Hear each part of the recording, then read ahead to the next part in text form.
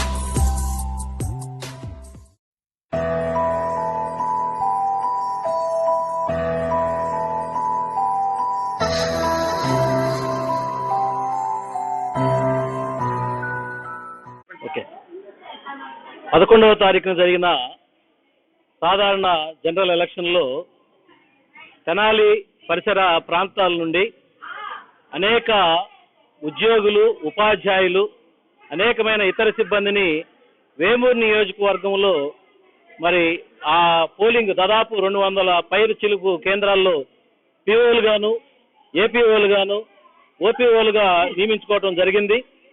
మరి ఆ నియమించిన తర్వాత 10వ తారీఖు డిస్ట్రిబ్యూషన్ సెంటర్లో కూడా చాలా లేటుగా ఈవీఎంలు ఇవన్నీ కూడా మాకు అందజేయడం జరిగింది. ఆ పోలింగ్ బూత్లకు వెళ్ళిన తర్వాత సరైన వసతులు లేకుండా చాలా మేము ఇబ్బందులు పడటం కూడా జరిగింది. అయినప్పటికీ కూడా ప్రభుత్వం ఉద్యోగులుగా మేము మా బాధ్యతగా ఆ యొక్క పోలింగ్ ని నిర్వహించిన తర్వాత సాయంకాలం ప్రభుత్వం వారు ఇచ్చే రెన్యుమినేషన్లో మరి అనేక అవకతవకలు, అనేక తేడాలుగా రావటం అనేది జరిగింది.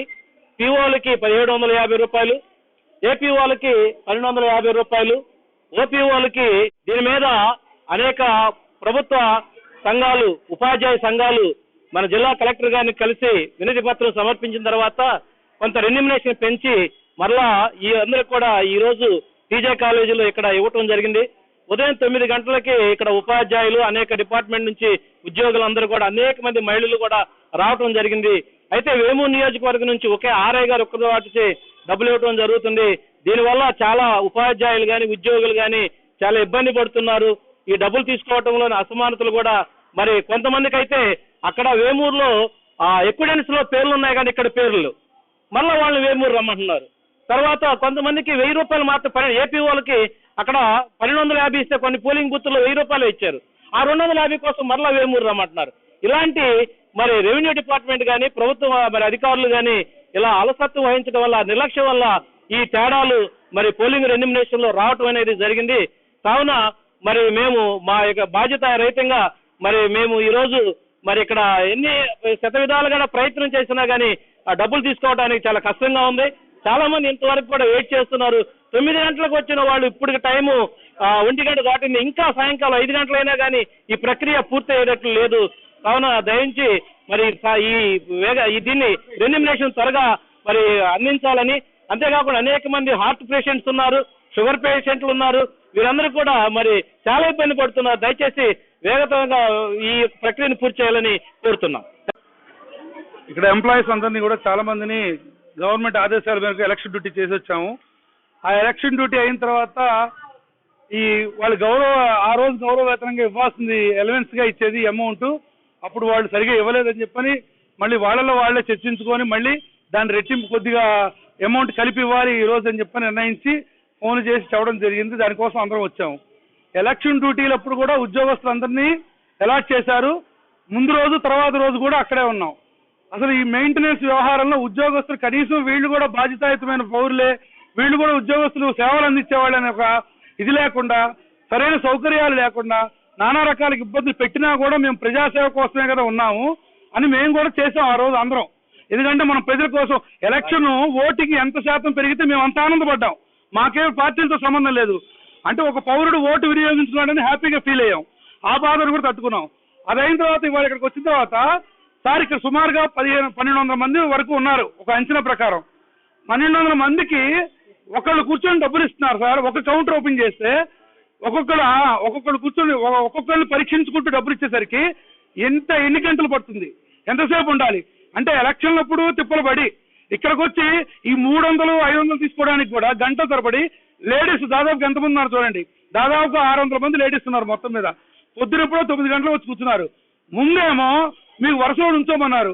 ఆ వరుస అయిపోయింది. వరుస అయిన తర్వాత మళ్ళీ వచ్చి ఇది కాదండి వేరే పద్ధతిలో చేస్తున్నాం అని చెప్పన్నారు. ఇట్లా 3 టర్మ్స్ గా 3 రకాలుగా మార్చారు. అడిగితే సమాధానం చెప్పేవాళ్ళు లేరు. మీరు తీసుకుంటామా బాధ్యత అడుగుతున్నారు మమ్మల్ని. మేము తీసుకుంటామా బాధ్యత?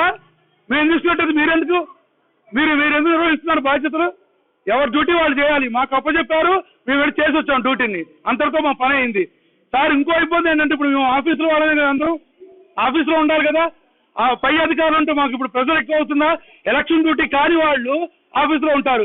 ఎలక్షన్ డ్యూటీ చేసిన వాళ్ళందరూ మేము ఇక్కడికి వచ్చాం. ఇప్పుడు మా ఆఫీస్ నుంచి మాకు ఎంత ఒత్తిడి వస్తుంది, మీరు ఇంకా రాలేదేంటి, ఇంతవరకు రాలేదేంటని. మేము ఇప్పుడు ఇక్కడ వచ్చే డబ్బులు తీసుకోవాలా లేకపోతే వెళ్ళిపోవాలా? తిండి తిప్పల్లో నీళ్లు సరిగ్గా లేవు తాగడానికి. ఈ 300 కోసం వచ్చి చాలా దూరం నుంచి వచ్చాం మరి దీనికోసం కూడా. ఇప్పుడు ఏమంటారంటే మీరు వేమూరు వచ్చేయండి అక్కడ ఇస్తా ఉన్నారు మళ్ళీ అంటారు. అడిగితే ఒక సిస్టమేటిక్ గా లేదు సార్. పూర్తిగా ఫెయిల్ అయ్యారు. ఒక పద్ధతి పాడు లేదు. ముందస్తుగా ఒక పద్ధతి ప్రకారం చేసుకుంటూ వెళ్తాం. లేడీస్ ఇబ్బంది పెట్టకూడదు. ముఖ్యంగా మేమంటే తిరుగుతాం, బయట నుంచుంటాం, చెట్లమ్మడో పొట్లమ్మడో. వాళ్ళు ఏం పాపం చేశారండి? వాళ్ళు ఉద్యోగస్తులే కదా. ఇలాంటి ఎలక్షన్స్ వాళ్ళు ఎన్నో చూస్తున్నారు. అయినప్పటికీ ఇంత దౌర్భాగ్య పరిస్థితి, దేనస్థితి, హీరోయిన్ స్థితి ఇంతవరకు వాళ్ళు అనుభవించలేదని ఏ ఎంప్లాయీని కలిగించిన ఎలక్షన్ డ్యూటీలో పాల్గొన్న వాళ్ళని కన్నీరు ముందుగా మీ ముందు వాళ్ళు వెలుగుస్తారు. ఇంతే జరిగింది. దయచేసి గుర్తుపెట్టుకోండి, ఉద్యోగస్తులంటే మీరు ఆడిచ్చినట్లు ఆడే కీలు బొమ్మలు కాదు. వీళ్ళకి కొంత భావాలు ఉంటాయి, అవి దెబ్బతినట్టుగా చేయొద్దు. మాకు ఆరోగ్యరీత్యా అందరికీ ఏదో రోగం ఉంటుందండి, టాబ్లెట్లు వేసుకోవాలి, మేము చాలా ఇదిగా ఆరోగ్యం చూసుకోవాలి. పొద్దున వచ్చి కూర్చున్నాం సార్, ఊపిరి ఆటో లోపల పిలుస్తారో తెలీదు, ఎట్నుంచి నంబర్ వెళ్తున్నారో తెలీదు, 180 నుంచి అక్కడి నుంచి వస్తున్నారు, మధ్యలో పిలుస్తున్నారు. మరి ఇప్పుడు ఎలా ఉండాలో అర్థం కాని పరిస్థితి సార్. చూశారు కదా, ఎన్నికల రోజు ఆ రోజు సిబ్బంది అంతా ఎన్నో రకాలుగా తిప్పలు పడ్డారు. సరైన సౌకర్యాలు లేవు. అక్కడికి వెళ్ళిన తర్వాత ఎన్ని ఇబ్బందులు పడ్డామో మాకే తెలుసు.